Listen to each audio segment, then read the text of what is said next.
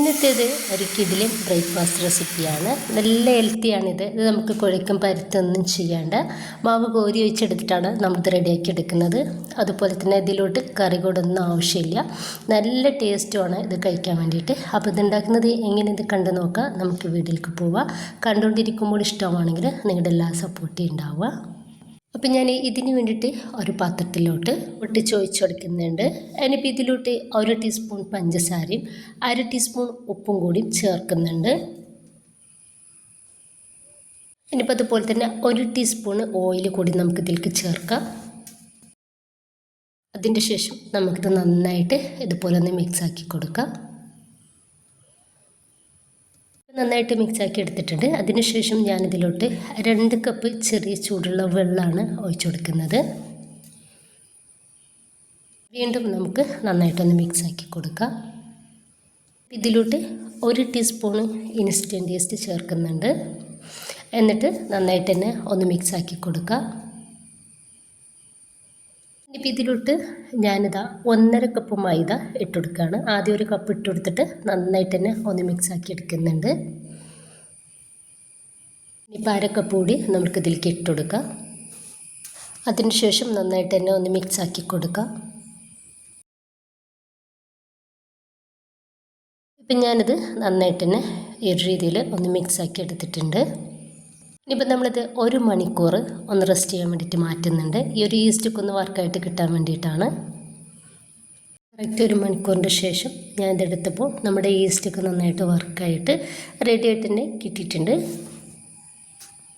ഇനിയിപ്പോൾ നമ്മൾ ഇതിലോട്ട് കുറച്ച് വെജിറ്റബിൾസ് ചേർക്കുന്നുണ്ട്. തിന്നായിട്ട് നീളങ്ങത്തിൽ കട്ടാക്കി എടുത്തിട്ടുള്ള കാബേജ് 1/2 കപ്പ് എടുത്തിട്ടുണ്ട്. അതൊന്ന് നമുക്കിതിലേക്ക് ചേർക്കാം. അതുപോലെ തന്നെ 1/2 കപ്പ് ക്യാരറ്റും ഇതുപോലെ തന്നെ കട്ടാക്കി എടുത്തിട്ടുള്ളതാണ്, അതോട് ചേർക്കുന്നുണ്ട്. ഇനിയിപ്പോൾ ഗ്രേറ്റ് ചെയ്തെടുത്തിട്ടുള്ള 1/2 കപ്പ് ഉരുളക്കിഴങ്ങ് കൂടി ഇതിലേക്ക് ചേർക്കുന്നുണ്ട്. സെയിം അളവിൽ ഗ്രേറ്റ് ചെയ്തെടുത്തിട്ടുള്ള സവാളയും അതുപോലെ തന്നെ 1 പച്ചമുളക് കൂടി ചെറുതാക്കിയിട്ട് കട്ടാക്കി എടുത്തതും ഇതിലേക്ക് ചേർക്കുന്നുണ്ട്. എൻ്റെ വെളുത്തുള്ളിയാണ് കേട്ടോ, ഒരു 2-3-4 വെളുത്തുള്ളി ഇടാലിൽ ഇതുപോലെ പകുതി കട്ടാക്കി ചെയ്ത് എടുത്തിട്ടും അതുകൂടി ഇട്ടെടുക്കുന്നുണ്ട്. കുറച്ച് മല്ലിയുടെ ഇല ഇതുപോലെ ഇട്ടെടുത്തിട്ടുണ്ട്. ഇനിയിപ്പോൾ ഇത് എല്ലാം കൂടി നന്നായിട്ട് തന്നെ നമുക്കൊന്ന് മിക്സ് ആക്കി എടുക്കാം. നന്നായിട്ട് മിക്സാക്കി എടുത്തതിൻ്റെ ശേഷം നമ്മൾ ഉപ്പൊന്ന് ടെസ്റ്റ് ചെയ്ത് നോക്കുക. അപ്പോൾ ഉപ്പ് കുറവാണെങ്കിൽ കുറച്ചുകൂടി നമുക്ക് ഈ ഒരു സമയത്ത് ഇതിലേക്ക് ചേർക്കാവുന്നതാണ്. ഇനിയിപ്പോൾ ഇതാ ഞാൻ നന്നായിട്ട് തന്നെ ഒന്ന് മിക്സാക്കി എടുത്തിട്ടുണ്ട്.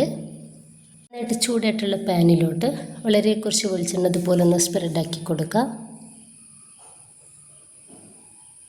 റെഡിയാക്കി വെച്ചിട്ടുള്ള ആ ഒരു മാവിൽ നിന്നും ഒരു കയ്യിൽ മാവ് ഇതുപോലെ ഒഴിച്ചെടുത്തിട്ട് നമുക്ക് കയ്യിൽ വെച്ചിട്ട് തന്നെ ഒന്ന് റെഡിയാക്കി കൊടുക്കാം. ഇനിയിപ്പോൾ നമ്മൾ ഏറ്റവും ചെറിയ തീയിലിട്ടിട്ട് വേണം ഇതൊന്ന് റെഡിയാക്കി എടുക്കാൻ വേണ്ടിയിട്ട്. മേൽഭാഗം ചെറുതായിട്ടൊന്ന് ഡ്രൈ ആയിട്ട് കിട്ടിയാൽ നമുക്കിതൊന്ന് മറിച്ചിട്ട് കൊടുക്കാം. ഇടയ്ക്ക് വേണമെങ്കിൽ നമുക്ക് മീഡിയം ഫ്ലെയിമിലോട്ട് മാറ്റി കൊടുത്തിട്ട് റെഡിയാക്കി എടുത്താലും മതി. 2-3 പ്രാവശ്യം ഇതുപോലെ ഒന്ന് തിരിച്ച് മറിച്ചിട്ട് കൊടുത്തിട്ട് ഒന്ന് റെഡിയാക്കി എടുക്കാം. ഈ ഒരു സമയത്ത് ഇതൊന്ന് റെഡി ആയിട്ടുണ്ട്. അപ്പോൾ നമുക്കിത് പാനിൽ നിന്ന് എടുത്ത് മാറ്റിയിട്ട് ബാക്കി കൂടി ഇതുപോലെ ചെയ്തെടുക്കാം. അപ്പോൾ നല്ല ടേസ്റ്റി ആയിട്ടുള്ളതും അതുപോലെ തന്നെ നല്ല ഹെൽത്തിയുമാണത്. അതുപോലെ നമുക്കിത് ഉണ്ടാക്കിയെടുക്കാൻ വേണ്ടിയിട്ട് വളരെ ഈസിയാണ് കേട്ടോ. കറിയൊന്നും നമുക്കിതിലോട്ട് ആവശ്യമായിട്ടില്ല. ഭയങ്കര സോഫ്റ്റാണ് നമ്മുടെ ഒരു ബ്രേക്ക്ഫാസ്റ്റ്. എല്ലാവരും ഉണ്ടാക്കി നോക്കുക. നിങ്ങളുടെ അഭിപ്രായങ്ങൾ അറിയിക്കുക. ഇഷ്ടമായിട്ടുണ്ടെങ്കിൽ നിങ്ങളുടെ എല്ലാ സപ്പോർട്ടും ഉണ്ടാവുക. ഇൻഷാ അല്ലാഹ്. ഓക്കെ.